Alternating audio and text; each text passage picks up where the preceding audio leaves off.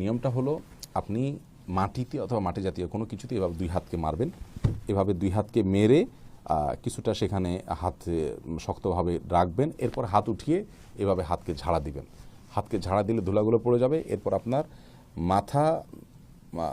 মাথার চুলের এই যে গোড়া এখান থেকে নিয়ে পুরো মুখমণ্ডলে আপনি মুছবেন। সেটা অজুতে যে জায়গাগুলো ধুইতে হয় সেই জায়গাগুলোতে আপনি হাতকে মোছাবেন, সেখানে পোছাবেন, বাস সব জায়গাগুলোতে পোছানো হলে আপনার তায়াম্মুমের অর্ধেক কাজ শেষ, 50% কাজ শেষ। আর বাকি 50% কাজের জন্য আপনি আবার হাত মারবেন এভাবে মাটি বা মাটি জাতীয় কোনো কিছুতে। এরপর উঠিয়ে আবার এটাকে ঝাড়া দিয়ে আপনার হাত মাসা করবেন। হাত মাসা করার ক্ষেত্রে কোনই পর্যন্ত করবেন না কবজি পর্যন্ত করবেন, দুটি মত রয়েছে। স্পষ্টভাবে হাদিসে আছে তায়াম্মুমের ক্ষেত্রে কবজির কথা, সেক্ষেত্রে আপনি শুধুমাত্র কবজির এটুকু আপনি করলে শেষ। কিন্তু যদি আপনি পুরাটুকু করেন তাহলে হয়ে যাবে, যেহেতু আমরা ওলামা একরামের মতে পুরাটুকু করা উজুর মতো, এবং সেক্ষেত্রে তাদেরও দলিল আছে, গবেষণামূলক মত ওলামা একরামের উড়িয়ে দেওয়ার মতো নয়। সেই হিসাবে আপনি যদি এই পর্যন্ত করেন